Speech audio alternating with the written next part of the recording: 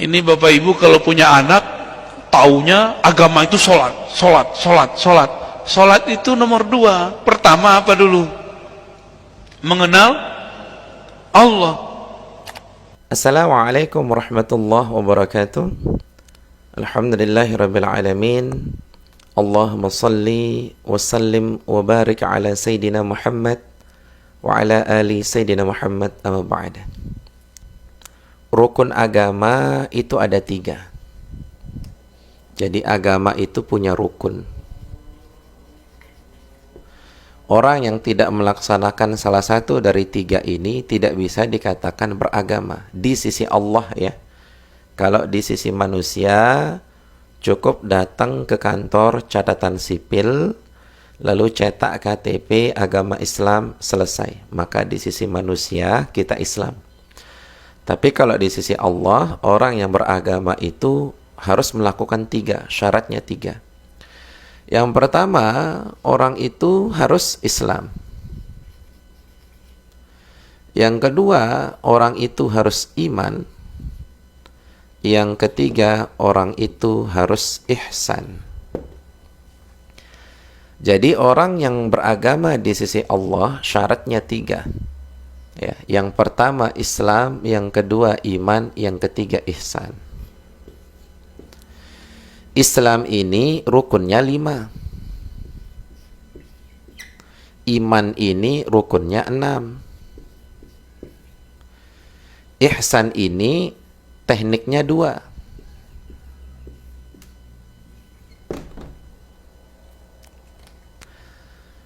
Islam itu rukunnya 5. Yang pertama syahadat, yang kedua salat, yang ketiga puasa, yang keempat zakat, yang kelima naik haji ke Ka'bah di Mekah bagi orang-orang yang mampu ya. Yang kedua iman. Iman itu rukunnya 6. Yang pertama iman kepada Allah. Yang kedua iman kepada malaikat. Yang ketiga iman kepada kitab-kitab Allah. Yang keempat iman kepada rasul-rasul nabi-nabi Allah. Yang kelima iman kepada hari kiamat, hancurnya alam semesta. Yang keenam iman kepada takdir baik dan takdir buruk, ketetapan baik dan ketetapan buruk datang daripada Allah Subhanahu wa taala. Itu rukun iman. Lalu ihsan ini apa? Ihsan ini tekniknya 2. Anta'budallah ka'annaka takun tarah, fa illam takun tarah, fa innahu yaraka. Engkau berislam, engkau beriman, engkau menyembah kepada Allah seakan-akan engkau melihat Allah. Namun kalau kau tak mampu, yakinlah Allah melihat kamu. Nah, jadi 3 ini harus ada. Makanya orang bisa dikatakan beragama di sisi Allah. Islam itu letaknya pada jasad.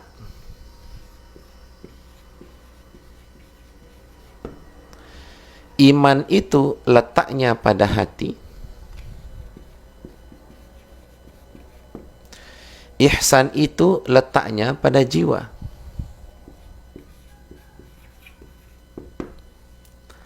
Jasad itu ini, hati itu di dalam, perasaan kita itu hati, jiwa itu atau nafas adalah kesadaran kita.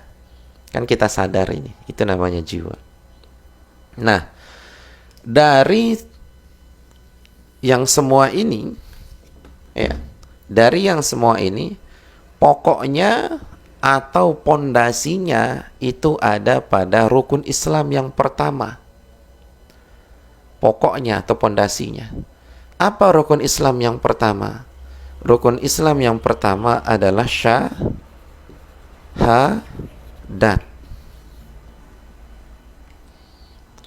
Jadi semua ini pokoknya ada pada syahadat. Nah, sekarang kita bahas syahadat.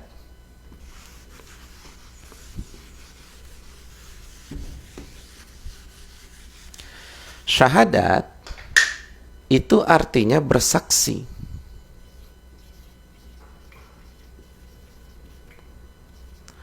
artinya bersaksi. Berbeda dengan iman. Kalau iman artinya percaya.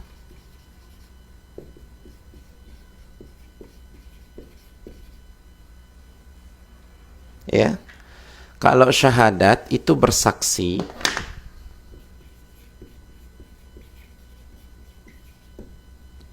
Kalau iman artinya percaya. Nah, percaya itu kayak begini. Kang Sukma, saya ada di kampung saya, katanya. Kang Sukma ada di kampung saya. Orang masuk ke gua, tapi dia tembus ke Mekah. Nah, saya percaya berdasarkan cerita itu namanya iman. Bukan bersaksi. Kalau bersaksi itu, saya lihat langsung kejadian itu. Saya lihat, saya dengar, saya alami sendiri. Itu bersaksi. Ya. Makanya di dalam persidangan yang dilakukan ya, itu adalah bersaksi. Kita bercerita berdasarkan kesaksian.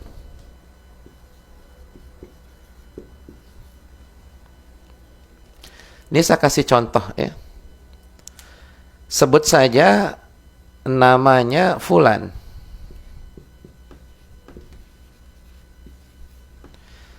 Atau saya cerita kepada tuan-tuan, ya. Saya punya sepupu. Nah, ini saya karang cerita nih, tapi ini contoh ya. Saya punya sepupu namanya Fulan. Oke, siapa nama sepupu saya? Fulan. Lalu Fulan ini, sepupu saya ini, dia membunuh seseorang. Ya, dia membunuh seseorang. Lalu ketika Fulan ini ditangkap oleh polisi, dibawa ke pengadilan, lalu yang dimintai saksi adalah tuan-tuan.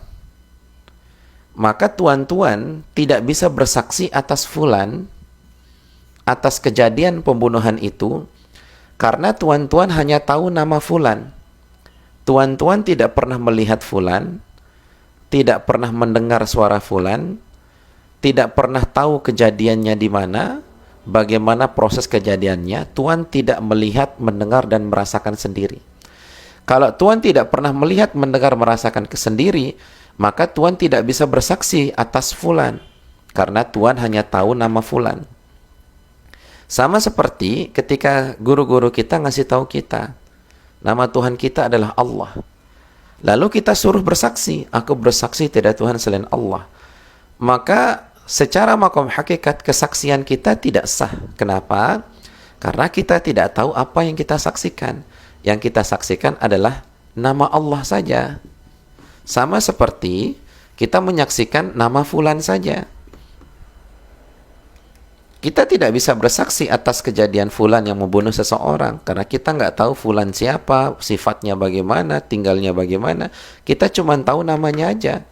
Kita tidak pernah melihat, mendengar, merasakan sendiri. Maka kesaksian kita tertolak.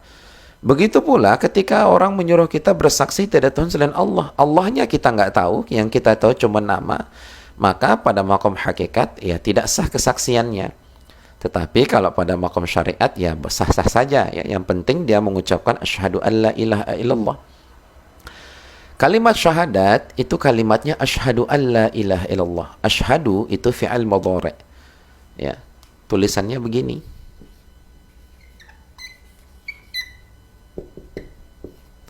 Asyhadu. Asyhadu ini artinya sedang bersaksi dan akan terus bersaksi. Sedang dan akan. Karena ini kata kerja continuous present tense kalau dalam bahasa Inggris ya. Kalau dalam bahasa Arab, ini tuh kata kerja sedang terjadi dan akan terus terjadi. Jadi ketika saya mengucapkan asyhadu, saya sedang bersaksi. Sama seperti saya sedang duduk, ajlisu, saya sedang duduk. Berarti perbuatan duduk sedang saya lakukan. Ketika saya mengatakan asyhadu, berarti perbuatan bersaksi sedang saya lakukan.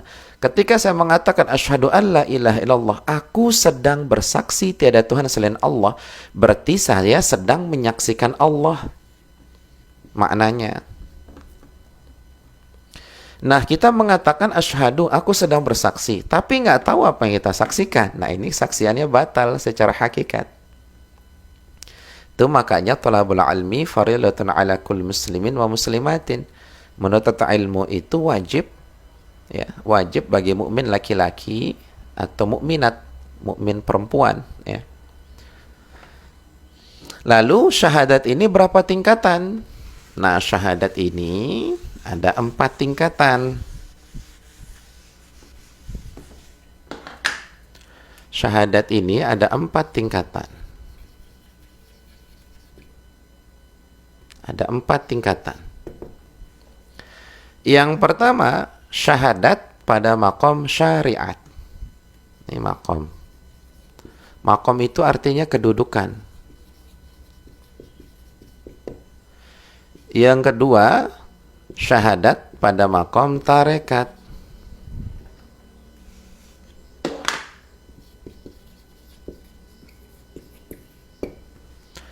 Yang ketiga, syahadat pada makom hakikat. Yang keempat, syahadat pada makom ma'rifat. Apa itu syahadat pada makom syariat? Syahadat pada makom jasad. Apa itu jasad? Ya, batang tubuh kita ini. Kalau kita ngomong nih pakai jasad kita, pakai mulut kita secara zahir, asyhadu an la ilaha illallah wa asyhadu anna muhammadar rasulullah. Itu syahadat pada makom syariat atau pada makom jasad. Ini yang nampak.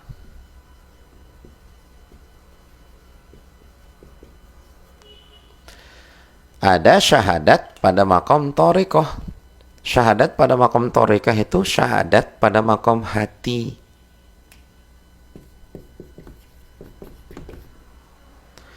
Kita sudah ngomong pakai mulut, lalu kita benarkan pakai hati. Nah, itu asyhadu an la ilaha illallah wa asyhadu anna muhammadar rasulullah, kata mulut kita. Terus kita benarkan dengan hati kita. Itu syahadat pada makom tarekat. Jadi kalau syahadat pada makom syariat, yang kita saksikan apanya Allah, yang kita saksikan adalah af'alnya Allah.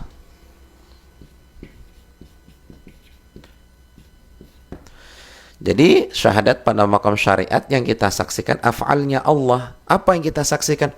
Hukum-hukumnya Allah. Kan hukum-hukum Allah jelas kan? Innal halala bainun wa innal harama bainun. Wajib, sunnah, mubah, makruh, dan haram. Ya.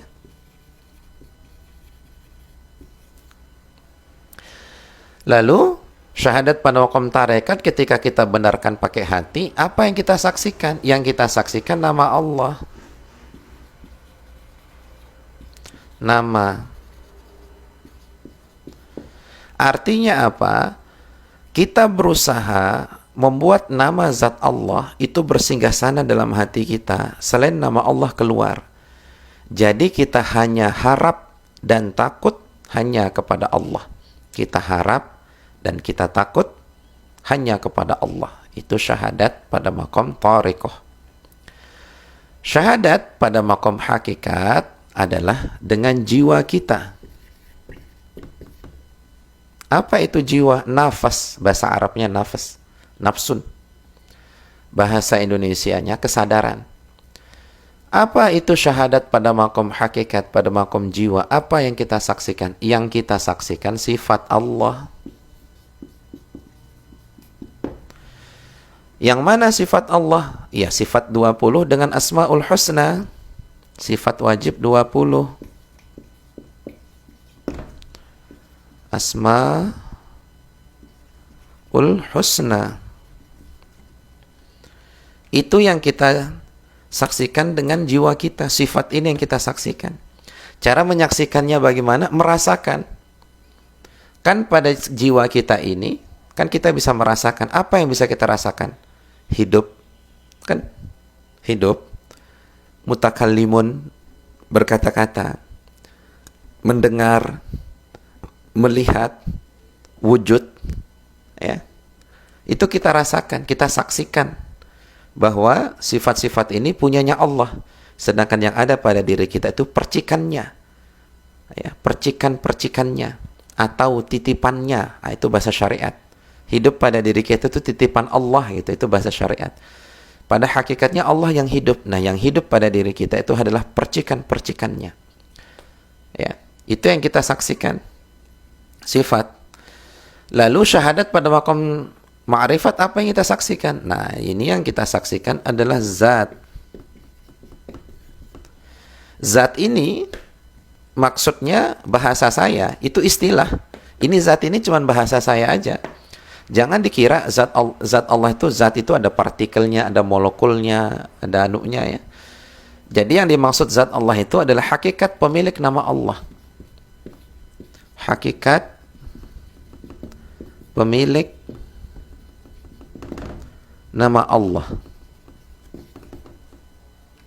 Jadi yang dimaksud zat ini hakikat pemilik nama Allah. Zat ini dialah pemilik, dialah yang punya perbuatan, hukum. Zat ini dialah yang punya nama, zat ini dialah yang punya sifat. Jadi zat ini hanya bahasa kita, tapi jangan dipikir kalau zat itu adalah partikel, molekul dan sebagainya, ya. Maksudnya zat ini adalah hakikat pemilik nama Allah, hakikat pemilik sifat-sifat, hakikat pemilik perbuatan. Nah, jadi syahadat itu punya 4 maqam. Nah, untuk mencapai kepada syahadat zat atau syahadat hakikat pemilik nama Allah atau ma'rifat ini, jalannya ada 2. Yang pertama, berguru. Yang kedua, laduni.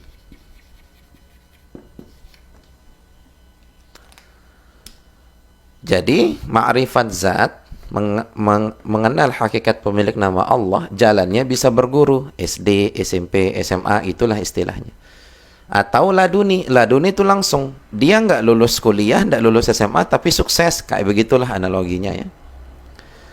Kenapa dia bisa laduni? Karena ma'rifat zat ini dulu pernah kita saksikan zat itu dengan roh kita. Dulu, di zaman azali, di alam arwah itu. Alastu bi rabbikum qalu bala syahidna. Jadi tinggal kita download saja pengetahuan ruh kita itu. Tinggal kita download aja dengan jiwa kita, maka itu laduni. Ilmunya sebetulnya sudah ada pada ruhani kita, pada ruh kita. Kalau berguru bisa juga, guru itu nanti hanya tinggal membuka tabir aja, tinggal membuka hijab aja. Ini yang disebut Allah, ini loh yang disebut zat Allah itu, ini yang disebut Allah itu. Guru itu tinggal buka tabir aja sama guru. Bahannya sih sudah ada pada rohani kita, guru hanya tinggal buka tabir aja untuk sampai ke sini. Nah, kalau sudah di sini, itulah yang punya banyak sifat ini. Itulah yang sering saya katakan, itu dialah adalah al-haq atau mutlak. Jadi kalau sudah di sini tuh nggak ada tapinya. Jadi nanti kan banyak tuh kadang-kadang kita dengar, menurut hakikat begini, tapi menurut syariat begini, tapi menurut hakikat begini, masih ada tapinya gitu. Kalau masih ada tapinya, masih bisa disoal, masih bisa dibantah, tidak sesuai dengan etika, moral, hukum, biologi, fisika, kimia, pokok masih bisa dibantah dengan apapun, masih bisa disoal lagi dengan apapun, maka itu bukan ma'rifat zat, itu kemungkinan ma'rifat sifat. Mudah-mudahan bisa bermanfaat bagi Tuhan yang sangat kami muliakan. Apabila ada salah kata, itu datang dari hawa nafsu kami, namun apabila itu benar, itu datang daripada Allah Subhanahu wa taala. Akhirul kalam, assalamualaikum warahmatullahi wabarakatuh.